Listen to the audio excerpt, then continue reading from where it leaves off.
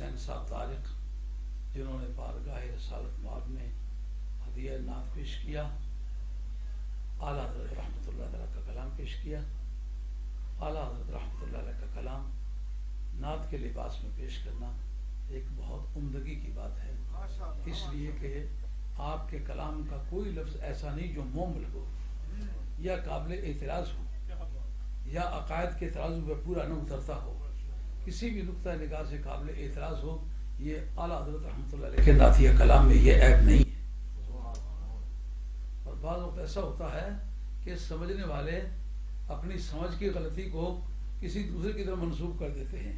کہیں کسی تقریر میں نے جاتے جاتے کوئی شعر پڑھ دیا کہ سویا ہے کہاں جاگ اب ہے فتنہ معاشر، رسوا کبھی یوں دین پیمبر نہ ہوا تھا۔ اب کسی اور کوئی سنی نام کی کوئی ویب سائٹ ہے جنہوں نے یہ ویب سائٹ پر لکھ دیا کہ یہ شاہ صاحب نے یہ کلمہ بولا، یہ شرکیہ کلمہ ہے، اس سے توبہ کریں، یہ قابل اعتراض چیز ہے۔ اب جن کی بات مجھ سے کسی نے آ کے ذکر کی، میں نے کہا کتنے نادان ہیں، انہوں نے اب کو رب پڑھ لیا ہے،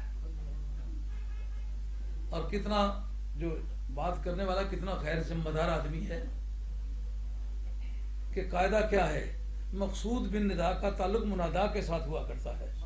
جس کو ندا کرے، ندا کرنے کے بعد جو مقصد ہوتا ہے، جس کو مقصود، جیسے یا داؤدو انا جعلناک خلیفۃ فی الارض، یا داؤد کہاں ہے؟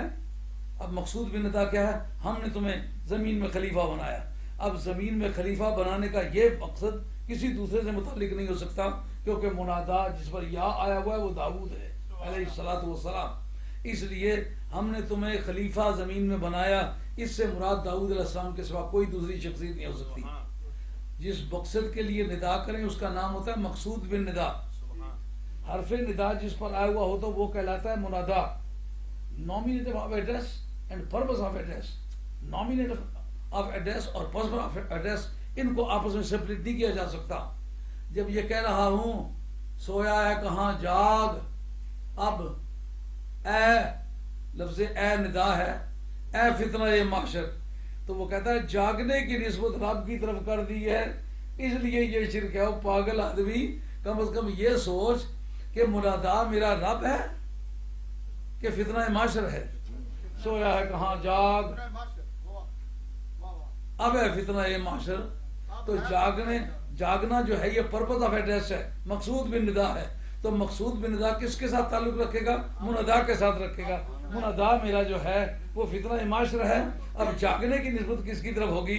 فتنہ معاشر کی طرف ہوگی۔ اگر اب کو تم نے رب بھی پڑھ لیا ہے تو تمہارے پڑھنے کا بھی کمال ہے، کیونکہ لکھ کے تو دیا نہیں کہ اب کا رب سمجھ لیا ہو۔ اور اللہ کا شکر ہے کہ عالمی سطح پر لوگ میرے تلفظ پر کوئی آدمی آج تک معترض نہیں ہو سکا۔ جس بھی زبان میں کبھی تقریر کی ہے، جو نیٹو سپیکرز ہیں ان کو کبھی مجھ سے اختلاف ہوا تو میں جیتا ہوں، میں کبھی ہارا نہیں۔ ہاں، ایک مناظرے کے یہ گواہ ہیں۔ ایک مولوی صاحب کہہ رہے تھے کہ آپ نے بیت المقدس کو بیت المقدس پڑھا ہے۔ میں نے کہا خدا کے اس نیلے آسمان کے نیچے کسی دانشور کے کلام سے، کسی صاحب دانش کے تلفظ سے آپ کبھی نہیں بتا سکے کہ بیت المقدس ہو۔ البیت المقدس ہو سکتا ہے، بیت المقدس ہرگز نہیں ہو سکتا، بیت المقدس ہے۔ اور یہ آپ کو میں بخاری میں نکال کے دکھاؤں گا، شاہ عبد الحق محمد دہلوی رحمۃ اللہ کی تعلیمات میں نکال کے دکھاؤں گا، ڈکشنری میں نکال کے دکھاؤں گا، لسان عرب میں دکھاؤں گا، اور تاج العروس زبیدی میں نکال کے دکھاؤں گا، السحل الجوہری میں نکال کے دکھاؤں گا۔ مولانا بڑے تڑپے پڑھ کے آخر کہتے ہیں معافی مانگتا ہوں۔ یار اتنا شور مچانے کا کیا فائدہ ہے؟ جب بات کو تحقیق ہی تم نے نہیں کیا ہوا تو پہلے ہی سے شور کرتے چلے جا رہے ہو۔ وہ عبارت پڑھنے لگے، پہلے راؤنڈ میں نے ان کو گھٹوں کو بل کر دیا۔ کتاب ان کے سامنے، اس موقع کے گواہ مولانا، کتاب ان کے سامنے ہے۔ مناظرہ 2 سال میں دوڑتا رہا کہ مناظرہ ٹل جائے، لیکن نہ ٹلے تو نہ ٹلے۔ ان کا شاہ صاحب یہ نسب کی بحث نہیں ہے، یہ علم کی بحث ہے،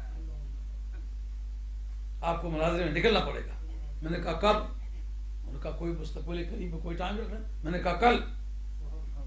میں نے کہا کل تو بہت قریب ہے. میں نے کہا 2 سال پیچھے میرے دوڑتے ہو آپ نے گزار دیے, اب آپ کو ٹائم نہیں چاہیے, ٹائم تو مجھے چاہیے تھا کل. کہاں؟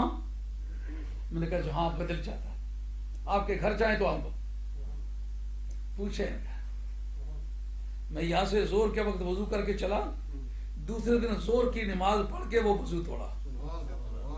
ان سے پوچھیں کہ تولا پانی پیتے ہیں تھڑی پیشاب نہ کریں تو جان نہیں چھوٹتی ان کی. اور اتنا وقت ضائع کیا کہ گھنٹے 4 گزرے ہیں کل مناظرے میں, باقی سارا وقت انہوں نے ضائع کیا ہے.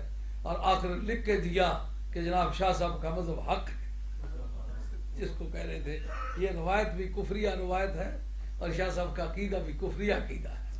آخر چارہ نہ بن آیا, ہتھیار ڈالنے پڑے. میں نے ان کے ابا جی سے حوالہ جات نکال کے دیکھے, میں نے کہ یہ بات جو میں کہہ رہا ہوں تمہارے ابا جی نے لکھی. کہ ابا جی ویسے ہی مارتے رہتے ہیں. ہاں, میں نے کہا یہ آپ کی جو اپائنٹمنٹ ہے وہ بھی ویسے مارنے کی یادگار ہے. بہت پریشان ہوئے. تو اس طرح جب یہ بات آپ کی سمجھ میں ہے کہ سویا ہے کہاں جاگ, اب اے فتنہ معاشر, اے کا لفظ فتنہ معاشر کے ساتھ ہے. اب میں نے کہا کہ ان سے فون کرو تو میری بات کراؤ ان سے. تو وہ ناروے والے ساتھی کہتے ہیں انہوں نے معافی مانگ لی. مزہ آیا نا. ہاں, یہ خوشگوار بات ہے الحمدللہ. چلو کسی آدمی کو اپنی کمزوری کا پتہ چلا, اس نے معافی مانگ لی, پھر تو اچھی بات ہے. لیکن یہ یادگار تو رہے گی کتنی بڑی زیادتی کی. بات کو سمجھے بغیر فتوے دینے شروع کر دیے اور دیے بھی ویب سائٹ پر. اب آپ حضرات کی خدمت عالیہ میں قاری علی محمد صاحب تشریف لاتے ہیں اور بارگاہ رسالت باب میں سیف الملوک کی زبان میں ہدیہ نعت پیش کرتے ہیں.